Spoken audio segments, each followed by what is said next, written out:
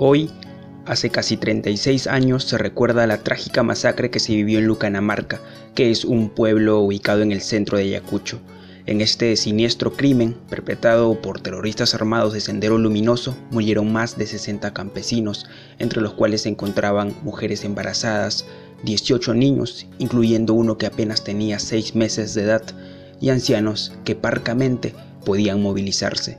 Los crudos testimonios narran que los asesinatos fueron realizados con hachas, machetes, piedras, picos y cualquier instrumento que alcanzara en las manos y pudiera desgarrar un pedazo de piel o traspasar cráneos de la forma más bestial.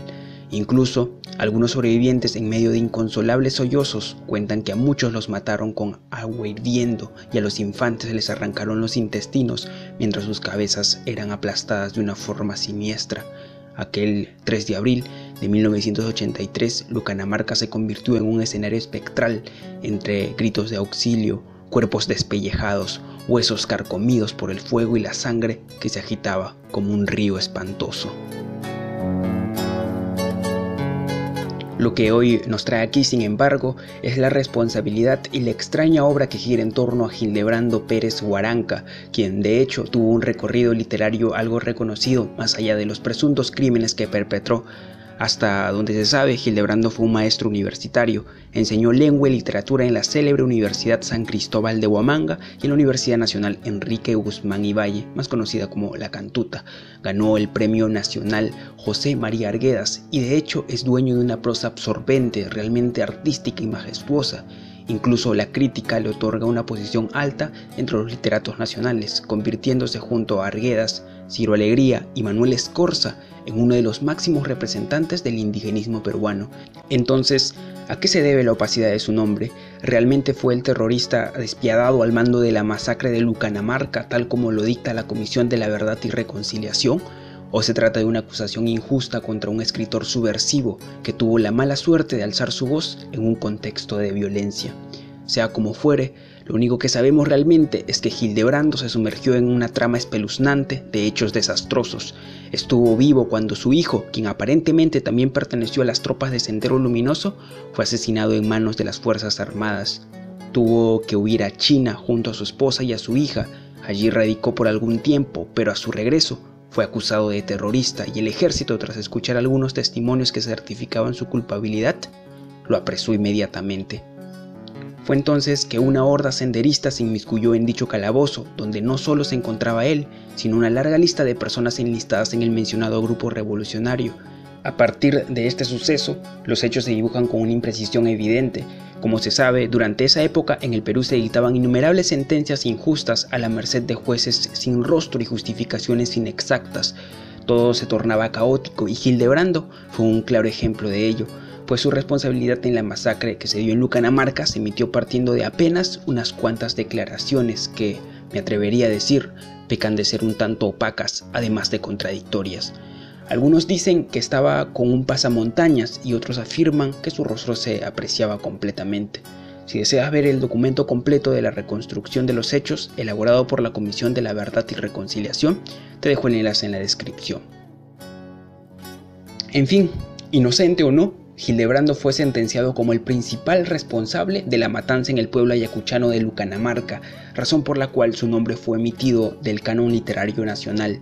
De hecho, la reproducción de su libro, que ya era bastante conocido en la comunidad literaria del país, fue prohibida arbitrariamente.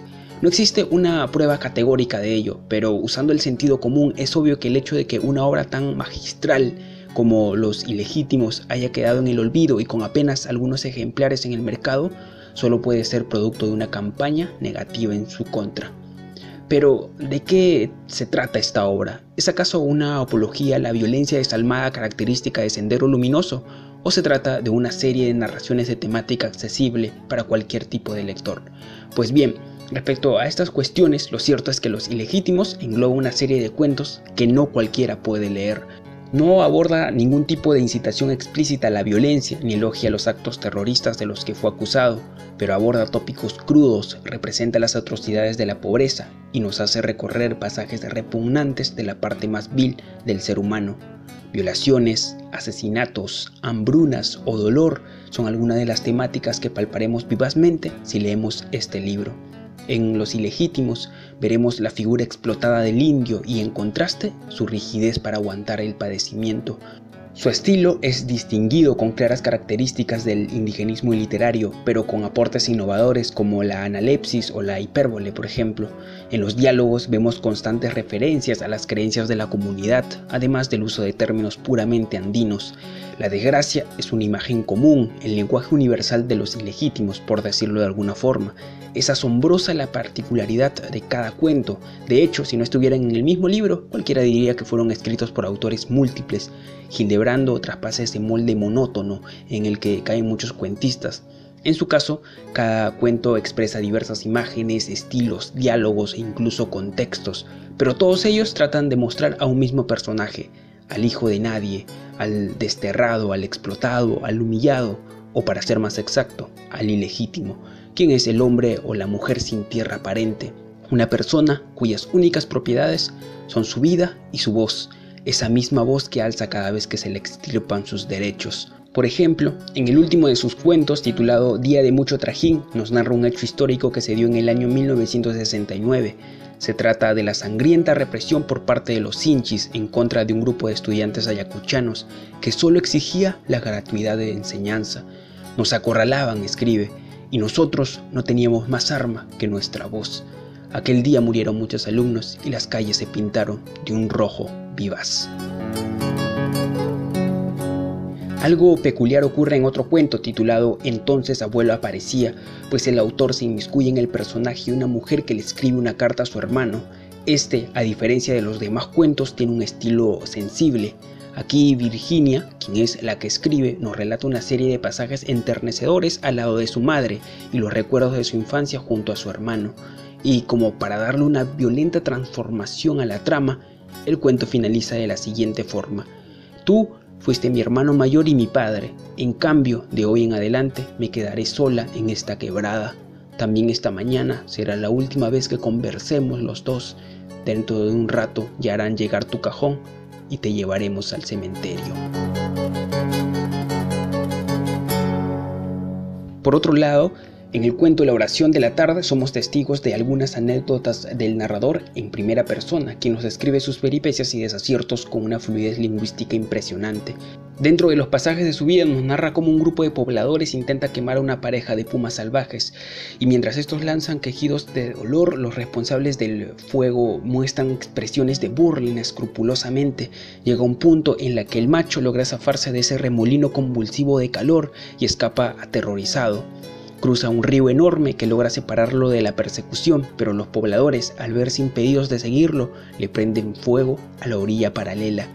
Ardió noche y día, nos relata el escritor, durante 4 meses íntegros, oliendo a carne asada. Allí murieron muchos animales, los justos pagaron por los pecadores, y según cuentan, los ciervos y venados llegaban a los pueblos del otro lado del inmenso cerro, gravemente heridos, unos con el cuerno a medio quemar, otros con los ojos reventados.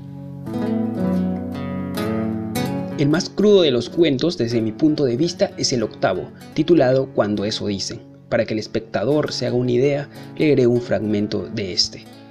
Le exigían que ella entrara al cuarto y cuando se negaba, la metían a la fuerza. Yo lloraba jalando al hombre del pantalón. Pensaba que la iba a matar. A ellos no les gustaba estar junto conmigo. Me botaban afuera y se encerraban en nuestro cuarto.